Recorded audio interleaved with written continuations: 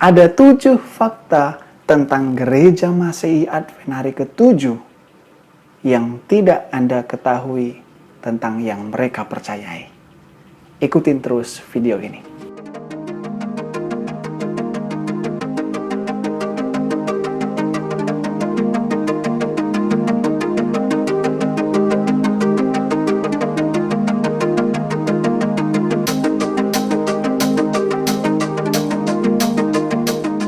Perkenalkan, saya adalah Edo Tarigan.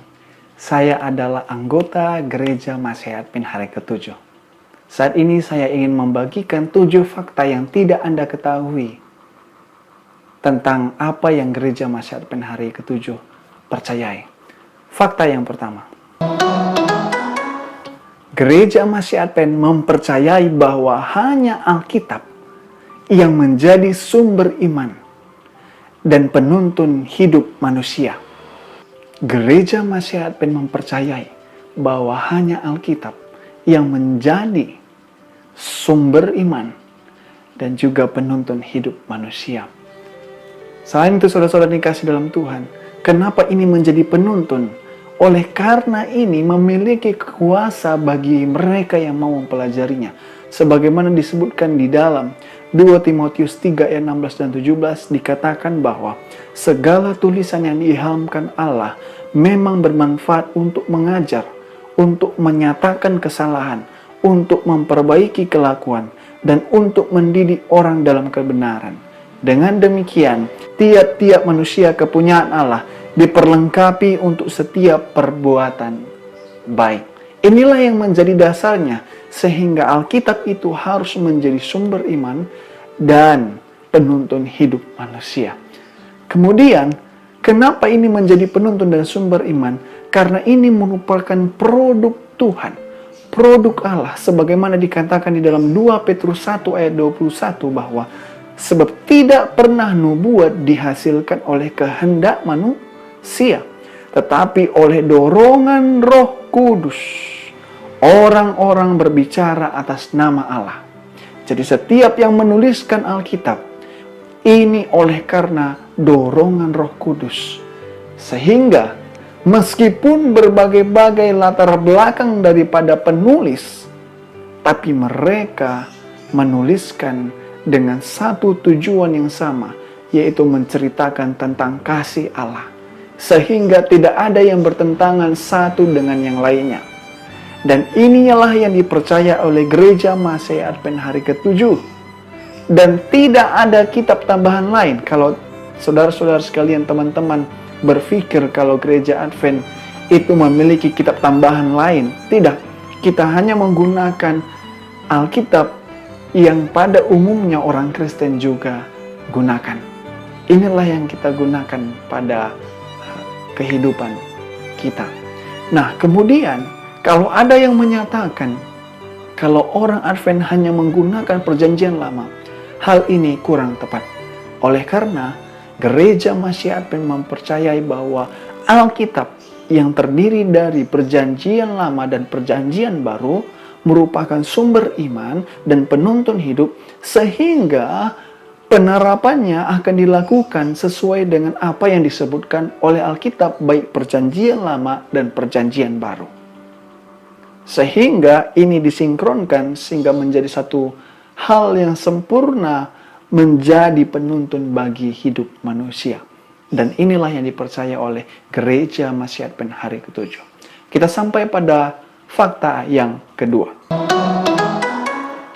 Pada fakta yang kedua, Gereja Masehi Advent hari ke-7 mempercayai bahwa Allah itu adalah Allah yang esa, namun terdiri atas 3 oknum kealahan. Oknum kealahan yaitu Allah Bapa, Allah Anak, dan Allah Roh Kudus. Hal ini disebutkan kenapa Allah itu adalah esa. Didasarkan atas Ulangan 6 ayat 4 dikatakan, dengarlah hai orang Israel, Tuhan itu Allah kita, Tuhan itu esa. Namun ketika kita mempelajarinya, kenapa dikatakan ada 3 oknum kealahan? Berikut ini akan dijelaskan bagaimana Alkitab menyatakan hal yang demikian pula. pada waktu penciptaan, Allah berkata di dalam Kejadian 1 ayat 26, "Berfirmanlah Allah, baiklah kita menjadikan manusia menurut gambar dan rupa kita." Allah mengatakan kita. Tentunya di sini bukan tunggal. Bukan tunggal tetapi berbentuk jamak. Lebih daripada satu. Kita perlu ketahui bahwa nama Allah sering disebut sebagai Elohim. Ini adalah dalam bentuk jamak dan itu sering dipakai di dalam Alkitab, meskipun nanti kalau teman-teman, saudara-saudara sekalian mendengar ataupun mengetahui dari pengetahuan yang lain bahwa ada juga kata-kata yang lain selain Elohim, tapi saya pada saat ini menggunakan Elohim yang menunjukkan kejamakan daripada kealahan. Dan juga dibuktikan di dalam 2 Korintus 13 ayat 13, kasih karunia Tuhan Yesus Kristus dan kasih Allah dan persekutuan Roh Kudus menyertai kamu sekalian. Melalui ayat ini kita melihat bahwa Allah itu memiliki 3 oknum, yaitu Allah Bapa yang disebut sini sebagai Allah, kemudian Allah Anak yaitu Yesus Kristus, dan juga Roh Kudus. Ketiga oknum ini berperan penting untuk bekerja bersama-sama di dalam kesatuan mereka. Itulah maka dikatakan bahwa Allah itu adalah Esa. Namun ke dalam esaannya terdapat 3 oknum yang bekerja sama di dalam kealahan. Selain itu kita dapat menemukan 3 oknum ini di dalam baptisan. Pada waktu Yesus dibaptis yang disebutkan di dalam Lukas 3 ayat 21 dan 22. Ketika Yesus keluar dari air dan dibaptiskan, maka turunlah Roh Kudus yang menyerupai burung merpati. Kemudian ada suara dari sorga ataupun dari langit dikatakan, "Engkaulah anakku yang kukasihi, kepadamulah aku berkenan." Dan terlihat bahwa Yesus sebagai Allah, Roh Kudus, dan juga Allah Bapa yang berbicara pada saat itu menunjukkan eksistensi mereka akan kepribadian mereka. Dan juga disebutin di dalam Efesus 3 ayat 8. Mereka ataupun Allah lah yang menjadikan dunia. Allah lah yang menjadikan dunia.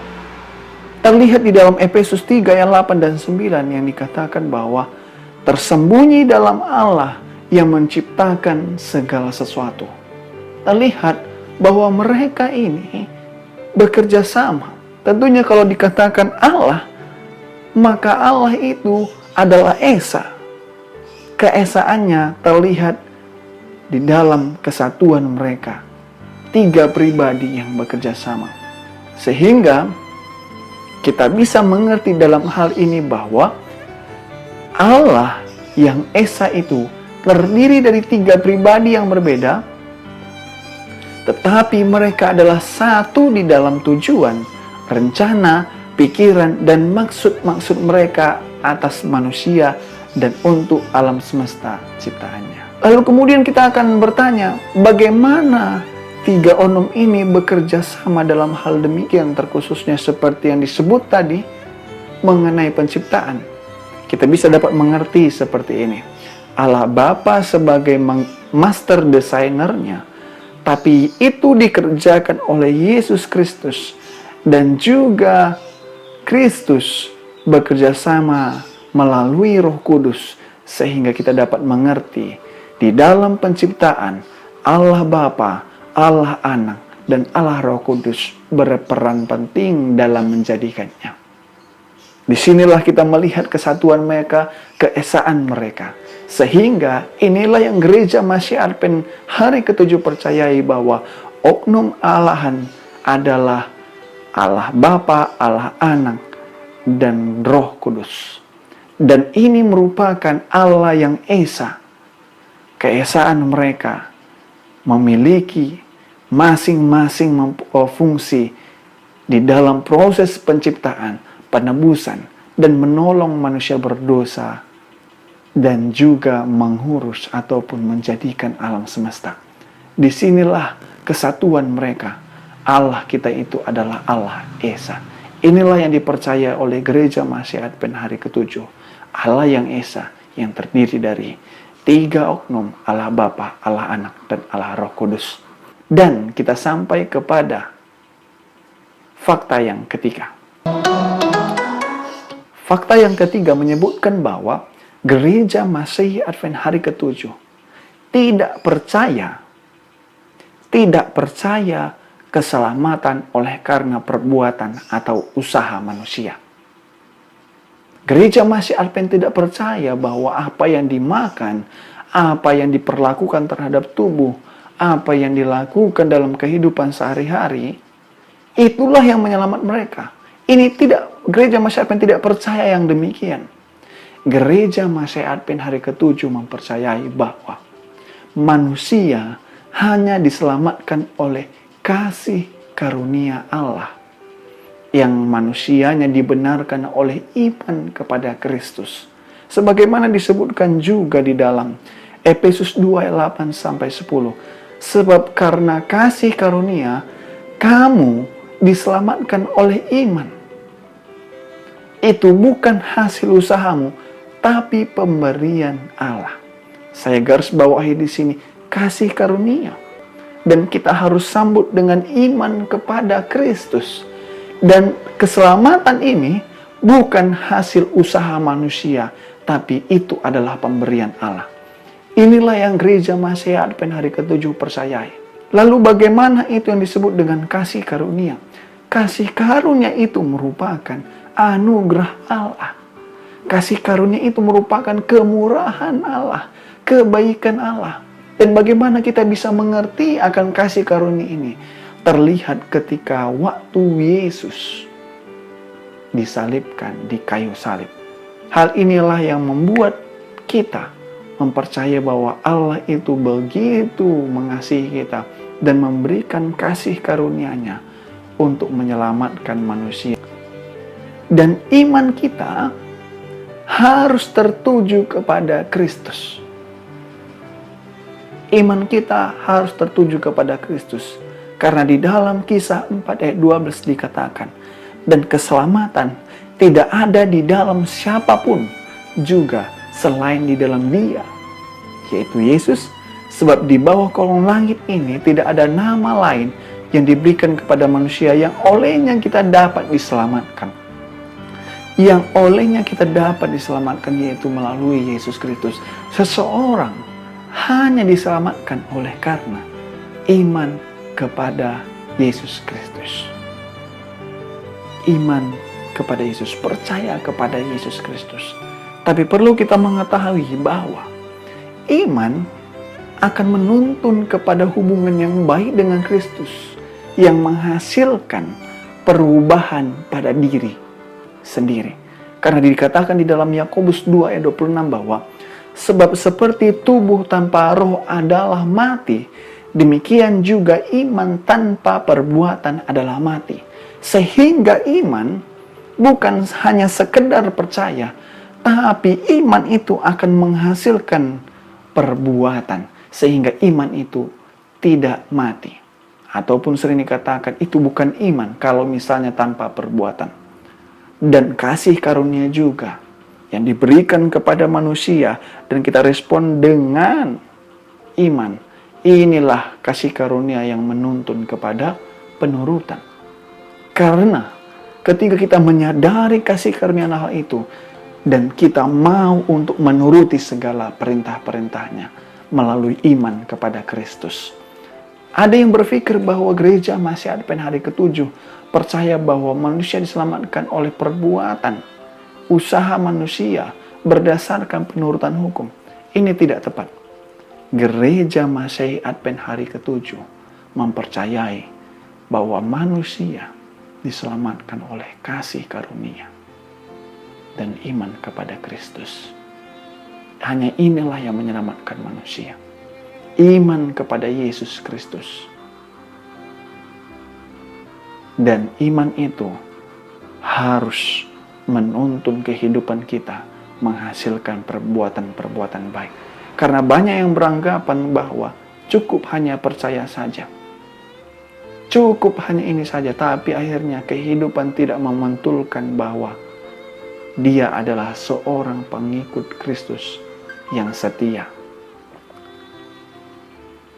Inilah yang menjadi masalah, sehingga gereja masih ada mempercayai bahwa ketika Tuhan memberikan keselamatan melalui kasih karunia-Nya, dan kita imani itu, imani oleh karena Yesus Kristus, imani kepada Yesus Kristus, ini akan menuntun kita kepada penurutan akan perintah-perintah Tuhan, kehendak-kehendak Tuhan. Lalu bagaimana dengan 10 hukum? Karena itu sudah dipakukan di kayu salib dan sudah digantikan dengan perjanjian yang baru. Mari kita lihat di dalam Ibrani 10 ayat 16 dikatakan bahwa inilah perjanjian yang akan kuadakan dengan mereka sudah waktu itu.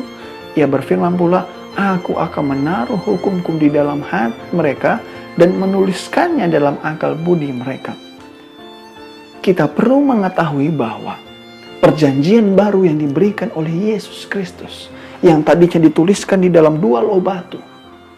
Tapi kali ini ketika Tuhan mengirimkan penolong, yaitu Roh Kudus, Roh Kudus menolong kita untuk menuliskannya di dalam hati kita, di dalam pikiran kita, sehingga itu terus terngiang ataupun ada di dalam diri kita.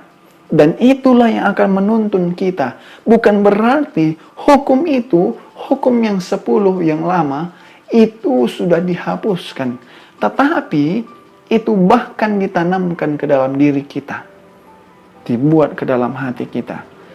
Itulah makanya di dalam Roma mengatakan, jika demikian, adakah kami membentalkan hukum Taurat karena iman? Sama sekali tidak, sebaliknya kami menubuhkannya.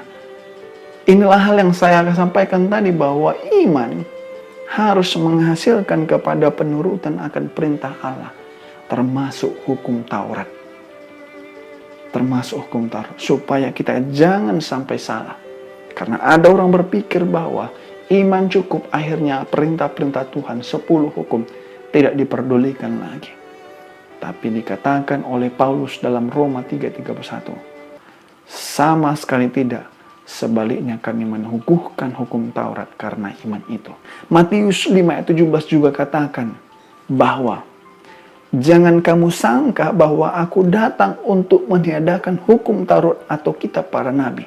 Aku datang bukan untuk meniadakannya, melainkan untuk menggenapinya. Jadi kita betul-betul mengetahui, oleh karena kita diselamatkan oleh kasih karunia dan iman kepada Kristus, iman itu harus menuntun kita kepada penurutan akan perintah-perintah Tuhan, hukum-hukum Tuhan. Karena Tuhan juga, yaitu Yesus Kristus, tidak menghilangkan satu iota pun, tetapi dia datang untuk menggenapinya. Artinya untuk menghidupkannya di dalam kehidupannya. Inilah yang Yesus sampaikan. Sehingga perlu kita ingat bahwa hidup kita ini hanya diselamatkan oleh kasih karunia dan iman kepada Kristus. Kita mengetahui tadi bagaimana definisi iman. Iman adalah perbuatan penurutan akan perintah-perintah Tuhan, sebagaimana Yesus lakukan. Dan inilah yang gereja Masehi Advent percayai. Kita sampai kepada fakta yang keempat. Fakta yang keempat menjelaskan bahwa gereja Masehi Advent hari ke-7 tidak mengikuti perjanjian lama, yaitu Sabat orang Yahudi. Tetapi gereja Masehi Advent hari ke-7 bukan mengikuti Sabat orang Yahudi, tetapi menguduskan Sabat karena ini adalah perintah Tuhan. Dan ini didasarkan juga bagaimana pada waktu kejadian Allah menjadikan bumi. Dan dia berhenti pada hari yang ke-7 yang disebutkan di dalam Kejadian 2 ayat 1-3. Dikatakan bahwa ketika Allah pada hari ke-7 telah menyelesaikan pekerjaan yang dibuatnya itu, berhentilah ia pada hari ke-7 dari segala pekerjaan yang telah dibuatnya itu. Lalu Allah memberkati hari ketujuh itu dan menguduskannya, karena pada hari itulah ia berhenti dari segala pekerjaan penciptaan yang telah dibuatnya itu. Lalu siapa yang menjadikan Sabat? Yang menjadikan Sabat adalah Allah itu sendiri. Yaitu Sabat hari ketujuh ia berhenti, ia menguduskannya, dan dia memberkatinya. Artinya pada hari ketujuh itu ada berkat yang spesial yang Tuhan berikan. Lalu kemudian kalau ada yang mengatakan bahwa kan gak masalah kalau kita beribadah pada hari apa saja. Oke, kita bisa mengetahui bahwa memang kita gak masalah beribadah pada hari apa saja. Tapi Tuhan memerintahkan, Tuhan mengajak kita untuk mengkhususkan satu hari untuk beribadah kepada Tuhan. Satu hari untuk berhenti dan mengadakan komunikasi dengan Tuhan. Itulah alasannya kenapa Tuhan tuliskan kembali di dalam Keluaran pasal yang ke-20 ayat 8-10. Dikatakan bahwa ingatlah dan kuduskanlah hari Sabat. 6 hari lamanya engkau akan bekerja dan melakukan segala pekerjaanmu, tapi hari ketujuh adalah hari Sabat. Ingat, hari ketujuh adalah hari Sabat Tuhan Allahmu, maka jangan melakukan sesuatu pekerjaan. Ini adalah perintah Tuhan. Perintah Tuhan. Dan ini merupakan bagian daripada hukum-hukum Allah. Satu hal yang membuat kita bertanya-tanya adalah, bukankah hukum sudah dipalangkan di kayu salib? Kalau benar demikian, hukum yang mana yang Tuhan palangkan di kayu salib? Jangan membunuh? Masa iya kita harus bisa membunuh? Atau jangan berzina? Berarti kita bisa berzina? Atau ada Allah lain? Jangan ada lain dikatakan boleh kita sembah Allah lain. Jangan mengingini. Atau membunuh. Yang mana yang dihilangkan? Tidak ada yang dihilangkan. Kita perlu mengetahui ini. Ketika Tuhan mengatakan, menuliskan bahwa aku akan membuat perjanjian baru, yaitu menuliskan hukum itu dalam hatimu, dia tidak pernah katakan kecuali nomor 4. Kecuali nomor 4. Kecuali hari Sabat. Tidak demikian. Tuhan selalu katakan bahwa ini semua hukum ini aku taruhkan di dalam hatimu. Dan kita mengetahui bahwa Sabat adalah hukum yang sedikit berbeda. Sedikit berbeda yang lainnya. Bagaimana perbedaannya? Mari kita lihat. Kalau di dalam 10 hukum itu, hampir semua mengatakan jangan. Tapi ketika kita sampai pada hukum yang keempat, dituliskan kata ingatlah dan kuduskanlah hari Sabat. Kita perlu mengetahui hukum keempat. Kenapa dikatakan ingatlah dan kuduskanlah hari Sabat? Karena itu adalah pusat dari 10 hukum. Pusat dari 10 hukum. Kenapa? Karena pada hari Sabat kita akan ingat bahwa Allah adalah pencipta kita. Kita akan ingat bahwa Allah adalah penebus kita. Dan kita mau sembah itu. Dan ketika kita mau sembah Allah, Allah memerintahkan kita untuk saling mengasihi. Dan ketika kita saling mau mengasihi, dia tunjukkan lagi hukum-hukum yang lain. Mengasihi Allah dan mengasihi manusia. Bagaimana cara kita mengasihi manusia? Kita jangan membunuh, hormati orang tua, dan sebagainya. Ketika kita suruh mengasihi Allah, maka kita jangan sembah-sembah patung. Jangan sembah-sembah dewa yang lain. Inilah makanya hari Sabat merupakan pusat dari 10 hukum untuk mengingat bahwa Allah adalah pencipta kita. Ketika kita mengakui dia sebagai pencipta kita, kita mau turuti apa yang dia perintahkan, yaitu saling mengasihi. Dan itulah penjabarannya di dalam 10 hukum. Dan juga diperjelas kembali di dalam Matius 5 ayat 17. Jangan kamu sangka bahwa aku datang untuk menyediakan hukum Taurat atau kitab para nabi. Aku datang bukan untuk menyediakan, tapi untuk menggenapinya. Inilah yang Yesus katakan kepada kita. Sehingga hukum itu tetap berlaku kepada kita dan harus kita jalankan dalam kehidupan kita. Sekarang pertanyaannya adalah, apakah hari Sabat itu hanya untuk orang Yahudi saja? Alkitab mengatakan di dalam Markus 2 ayat 27, lalu kata Yesus kepada mereka, ini Yesus yang mengatakan, hari Sabat diadakan untuk manusia. Alkitab tidak mengatakan hari Sabat diadakan untuk orang Yahudi atau orang Yunani atau orang yang lain. Tapi Alkitab jelas mengatakan bahwa hari Sabat diadakan untuk manusia. Dan bukan dikatakan untuk orang Yahudi. Jelas, saya akan sampaikan ini berulang. Karena kenapa? Inilah alasan orang-orang mengatakan bahwa gereja masih akan mengikuti orang Yahudi. Sedangkan ini adalah perintah Yesus untuk mengikuti ataupun melakukan ibadah hari Sabat. Beberapa juga mengatakan, apa buktinya juga kalau masih ada peribadatan dalam perjanjian baru? Itu kan perjanjian lama. Mari kita lihat. Yesus di dalam Lukas 4 ayat 16 dikatakan, menurut kebiasaannya, pada hari Sabat, ia masuk ke rumah ibadat, lalu berdiri hendak membaca dari Alkitab. Dan kebiasaan Allah untuk beribadah ini adalah pada hari Sabat. Terlihat Yesus juga adalah pemelihara hari Sabat. Dan pada waktu ada dinubuatkan oleh Yesus tentang kesukaran, Tuhan mengatakan, doakan supaya itu jangan pada hari Sabat. Oleh karena apa? Disitulah saatnya kita menikmati hubungan dengan Tuhan. Jangan sampai nanti kita merasakan hal yang tidak nyaman. Artinya Yesus mempunyai concern terhadap hari Sabat. Dan dia juga menghidupkan hukum 10 itu di dalam kehidupannya, termasuk dalam menguduskan hari Sabat. Lalu pertanyaannya, bagaimana dengan rasul-rasul? Rasul-rasul juga memelihara hari Sabat. Terlihat di dalam Kisah 17 ayat 2 dikatakan, 3 hari Sabat berturut-turut ia membicarakan dengan mereka bagian-bagian dari kitab suci. Siapa itu?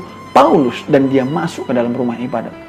Kisah 8 ayat 4 dikatakan bahwa setiap hari Sabat Paulus berbicara di dalam rumah ibadat. Perhatikan, setiap hari Sabat berusaha meyakinkan orang Yahudi dan orang Yunani. Dan Paulus juga bukan hanya berbicara kepada orang Yahudi dan kepada orang Yahudi saja, tapi juga kepada orang Yunani. Artinya bahwa pekabaran ini juga termasuk kepada seluruh manusia. Dalam pasal yang ke-13 ayat 42 dalam Kisah Rasul, dikatakan juga bahwa ketika Paulus Barnabas keluar, mereka diminta untuk berbicara tentang pokok itu pula pada hari Sabat berikutnya. Dan juga dalam ayat 4 dikatakan, pada hari Sabat berikutnya. Jadi bukan besoknya dikatakan, tapi Sabat berikutnya. Artinya setiap Sabat mereka sudah mengkhususkan pertemuan untuk ibadah. Pertemuan untuk ibadah. Dan ini diterapkan pula oleh rasul-rasul. Sehingga perjanjian baru yang dikatakan letakkan dalam hati, rasul-rasul juga terapkan dalam diri mereka, dalam kehidupan mereka. Dan dikatakan dalam Wahyu 14 ayat 12 dikatakan bahwa yang penting di sini adalah ketekunan orang-orang kudus. Bagaimana orang-orang kudus? Yang menuruti perintah Allah dan iman kepada Yesus. Ketika kita mempercayai ataupun memiliki iman kepada Yesus, kita harus menuruti perintah-perintah Allah, termasuk hukum-hukumnya. Dan inilah alasan kenapa rasul-rasul melakukannya. Dan tidak ada ayat Alkitab yang mengatakan bahwa kita tidak perlu lagi memelihara hari Sabat. Tidak ada yang demikian. Ingat, kita bisa mengetahui bahwa tadi di pertama, manusia memang diselamatkan oleh kasih karunia melalui iman kepada Kristus. Tetapi hal yang penting juga kita ketahui bahwa itu harus menuntun kita untuk menuruti akan perintah-perintah Allah. Hal yang demikian yang harus kita ketahui. Dan bahwa inilah alasan gereja Masih Advent hari ke-7 memelihara Sabat hari ke-7, yaitu Sabtu. Dan ini menunjukkan pula kalau keselamatan berdasarkan iman. Karena kenapa? Pada hari Sabat itu kita beristirahat. Dan kita itu beristirahat pada kasihnya, kepedulian Yesus, kebaikan Allah itu. Kita beristirahat di situ. Ini menunjukkan pun kalau keselamatan bukan berdasarkan usaha, tapi karena iman. Kita sampai kepada fakta yang kelima. Fakta yang kelima menjelaskan bahwa Gereja Masih Advent hari ke-7 percaya akan harapan kedatangan Yesus yang kedua kali. Karena pada saat itu, di dalam Yohanes 14 ayat 1 dikatakan, Yesus berjanji, janganlah gelisah hatimu, percayalah kepada Allah, percaya juga kepada aku. Di rumah Bapakku banyak tempat tinggal. Jika tidak demikian, aku tidak mengatakannya kepadamu. Sebab aku pergi ke situ untuk menyediakan tempat bagimu. Dan apabila aku telah pergi ke situ dan telah menyediakan tempat bagimu, aku akan datang kembali dan membawamu ke tempatku, supaya di mana aku berada, kamu pun berada. Dan inilah janji itu. Dan Gereja Masih Advent sangat percaya, meskipun di tengah masalah yang begitu banyak di dunia ini, tetapi kedatangan Yesus yang kedua kali adalah pasti. Karena dikatakan akan terlihat di dalam Wahyu 1 ayat 7, datangnya dengan awan-awan, dan setiap mata akan melihat dia, juga mereka yang telah menikam dia, dan semua bangsa di bumi akan meratapi dia. Alkitab mengatakan kalau kedatangannya itu akan ditandai dengan di dalam 1 Tesalonika 4 ayat 16. Yaitu pada waktu penghulu malaikat berseru dan sangkakala berbunyi, maka Tuhan sendiri akan turun dari sorga dan mereka yang mati dalam Kristus akan bangkit dahulu. Ya, saudara-saudara yang dikasihi dalam Tuhan, kita harus mengerti ini. Karena kenapa? Pada saat ini akan muncul mengatakan kalau Yesus akan datang di sini, datang di sini, datang di sini, datang di sana.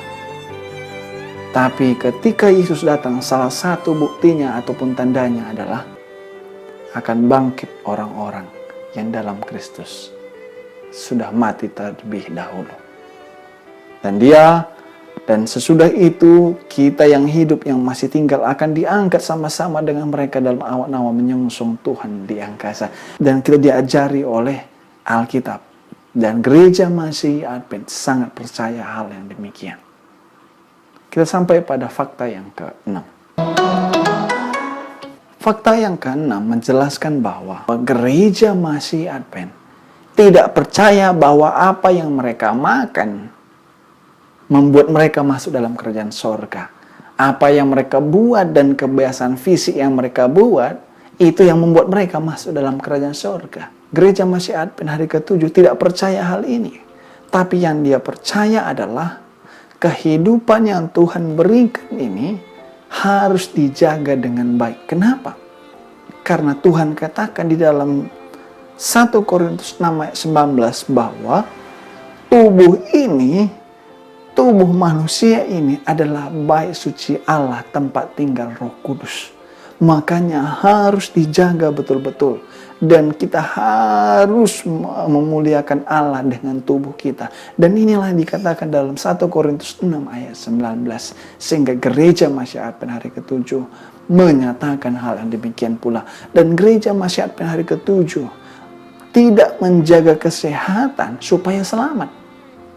Tapi karena mereka tahu bahwa tubuh adalah bait suci Roh Kudus yang harus dijaga, dan karena ini mempengaruhi pola hidup seseorang. Gereja Masih Advent percaya bahwa Allah telah menebus kita, sehingga kita harus juga responnya dengan menjaga tubuh sebagai tempat Roh Kudus itu tadi. Dan mungkin ada yang mengatakan bahwa Gereja Masih Advent hari ke-7 adalah seorang yang vegetarian. Tapi hal ini yang perlu kita ketahui bahwa Gereja Masih Advent hari ke-7 mengajarkan makanan yang dianjurkan oleh Allah mulai dari Kejadian. Menganjurkan. Di dalam Kejadian 1:29 dikatakan inilah yang menjadi makanan manusia yang pertama, yaitu Aku akan memberikan kepadamu segala tumbuh-tumbuhan yang berbiji di seluruh bumi dan segala pohon-pohon yang buahnya berbiji. Itulah yang akan menjadi makananmu. Dan gereja Masih Advent hari ke-7 mempercayai dan melihat bahwa kalau kita menerapkan hal ini, ada kehidupan yang jauh lebih baik akan terjadi dalam kehidupan kita. Dan sejak kapan kita makan daging? Pada zaman dulu terjadi itu. Oleh karena apa? Oleh karena peristiwa aribah yang terjadi di bumi ini. Tetapi Tuhan juga batasi. Karena kenapa? Tuhan tahu yang terbaik supaya tetap terjaga kesehatan kita yang dicerdaskan di dalam Imamat pasal yang ke-11 yang nanti boleh dipelajari oleh Bapak Ibu sekalian juga. Dan gereja Masih Advent hari ke-7 perlu kita ketahui menganjurkan hidup untuk tidak merokok. Karena ini berbicara tentang tidak boleh merusak kebiasaan yang baik dengan merokok yang akan membuat diri seseorang akan candu terhadap rokok itu sendiri. Kemudian gereja Masih Advent juga menganjurkan supaya jangan menggunakan minuman beralkohol. Karena ini akan merusak fisik dan bahkan sosial seseorang.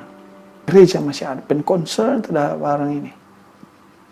Makanya gereja Masih Advent menganjurkan supaya jangan menggunakan minuman beralkohol.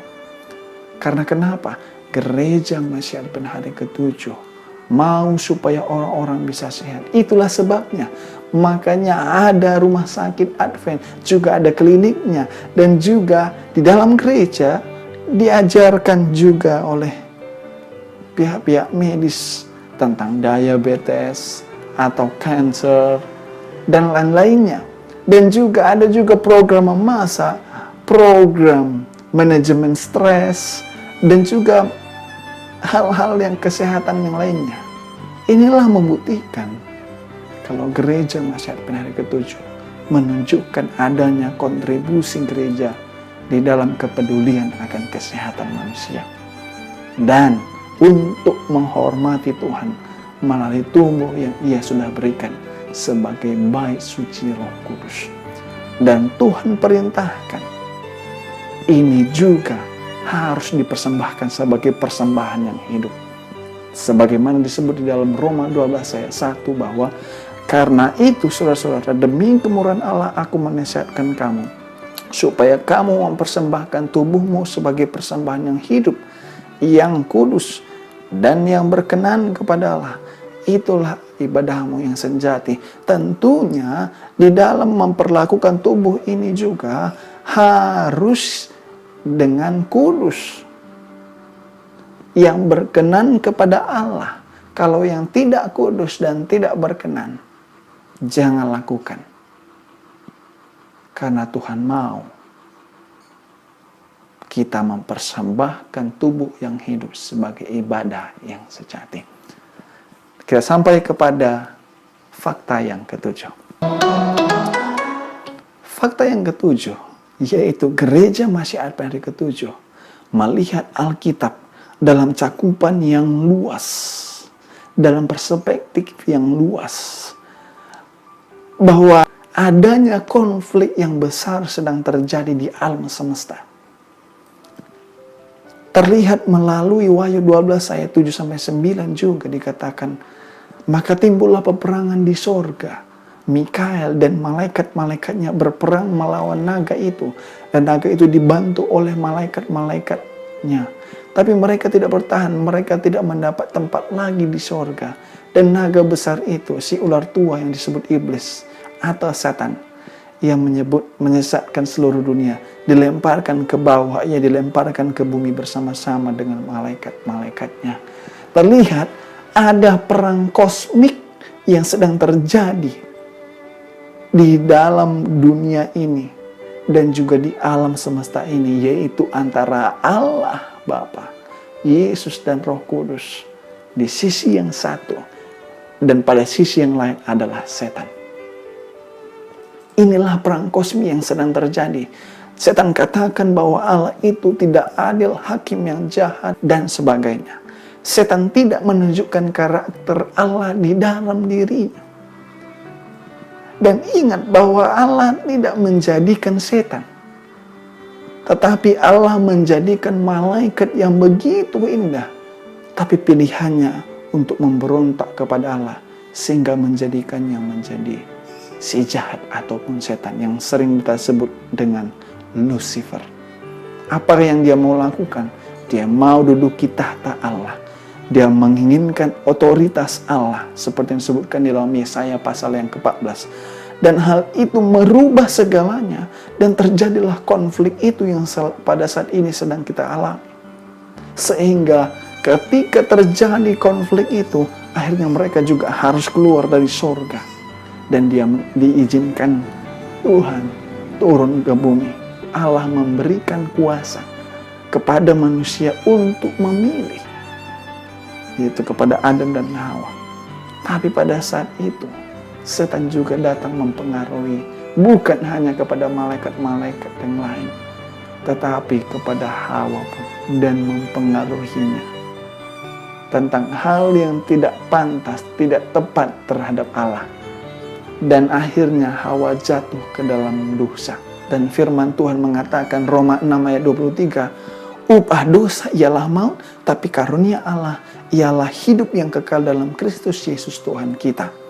Dan Tuhan, meskipun itu dosa sudah berada dalam diri kita dan maut sedang menghadapi kita, ada jalan keluar yang sedang terjadi. Yesuslah jalan keluar itu. Dia mati bagi manusia, dia menjawab tanggungan setan, dan juga memulihkan nama Bapa, nama kealahan yang sudah dirusak oleh setan. Dan dikatakan juga bahwa pertentangan besar ini begitu unik. Karena kenapa? Kealahan turun menjadi seorang yang sangat rendah hati. Turun menjadi makhluk yang sangat tidak berdaya. Hanya untuk menyelamatkan debu. Menyelamatkan manusia. Sehingga pada saat ini dia sudah berkorban untuk kita di kayu salib. Itulah yang dilakukan oleh Yesus. Dan janjinya bahwa semua akan dipulihkan. Dikatakan bahwa di dalam Matius 24:14, Injil kerajaan ini akan diberitakan di seluruh dunia menjadi kesaksian bagi semua bangsa. Sesudah itu barulah tiba saatnya. Lihat, gereja masih akan mempelajari sisi konflik yang terjadi dari awal sampai akhir. Yang ditemukan juga di dalam Daniel dan Wahyu yang menjelaskan hal ini semua. Dan harapan itu pun semakin menjadi-jadi tentang penghakiman yang juga akan segera tiba. Dan semua akan dipulihkan. Dan terlihat di dalam proses pemulihan itu, ketidakpenurutan terhadap perintah-perintah Allah akan membawa malapetaka, sama seperti yang Lucifer lakukan. Maka dari itu, seperti yang Wahyu juga jelaskan, ketika nanti ada saatnya, siapa yang berbuat jahat akan terus berbuat jahat. Tapi siapa yang berbuat benar, dia akan terus berbuat benar dan terus menguduskan dirinya. Dan pastikan bahwa diri kita akan menjadi seorang yang selalu berbuat benar dan akan terus berbuat benar sesuai dengan perintah-perintah Allah, kehendak Allah. Dan diakhiri nanti semua dengan kedatangan Tuhan yang kedua kali sebagai Raja dari segala Raja dan Tuhan dari segala Tuhan. Dan akhirnya Yesus akan menang dan setan akan kalah. Allah akan menang, setan akan kalah.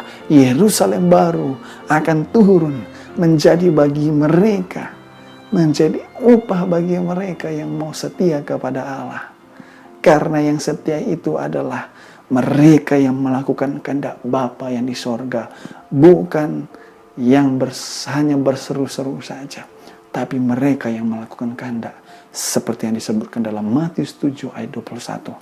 Dan gereja masih Advent hari ke-7 percaya betul hal ini, sehingga dia mau ajak semua umat-umat manusia supaya berada pada posisi yang benar, hidup yang benar di hadapan Allah, sehingga kita akan setia melakukan setiap perintah-perintah Allah Dan tiba saatnya nanti kita akan bertemu dengan Allah dan kita akan hidup sampai kepada kekekalan. Hidup selamanya bersama dengan Allah. Inilah harapan-harapan yang dilakukan dan dipercaya oleh Gereja Masih Advent hari ke-7. Dan itulah kira-kira 7 fakta yang dapat saya sampaikan tentang Gereja Masih Advent hari ke-7. Kalau ada pertanyaan ataupun mungkin ada beberapa orang merasa sebuah pergumulan dalam kehidupannya, boleh juga menghubungi saya. Di dalam video-video yang sebelumnya di channel YouTube ini sudah mencantumkan yang bisa dihubungin. Teman-teman, saudara-saudara, Bapak Ibu sekalian, boleh menghubungi saya kalau ingin berdiskusi ataupun mau sharing ataupun mau terima kebenaran Tuhan. Kita akan berbicara, kita akan berbagi bersama dan saling menguatkan satu dengan lainnya. Dan inilah harapan kita semua, yaitu menanti kedatangan Tuhan yang kedua kali. Saya mau kita berdoa untuk hal ini. Tuhan, terima kasih. Saat ini hamba menyampaikan yang sesungguhnya kami ambil ataupun Gereja Masih Advent ambil. Semua itu berasal daripada Alkitab. Ini bukan karena dari gereja, tapi ini dari Alkitab firman Tuhan. Sebab itu Tuhan, ajari kami, sehingga kami betul-betul mengerti maksud Tuhan dalam kehidupan kami. Dan kami melakukan yang tepat, yang benar, sesuai dengan kehendak Tuhan. Dan semua untuk kemuliaan bagi nama Tuhan saja. Terima kasih banyak Tuhan, di dalam nama Yesus kami berdoa dan mengucap syukur. Dan biarlah kiranya teman-teman, saudara-saudara, Bapak Ibu sekalian sudah mendengarkan juga, mendapatkan berkat, merasakan kasih Tuhan yang luar biasa. Dalam nama Yesus kami berdoa dan mengucap syukur. Amin. Jangan lupa untuk di-subscribe, di-like, dan juga dibagikan kepada orang lain, sehingga orang lain juga mengetahui hal yang tepat. Tuhan memberkati.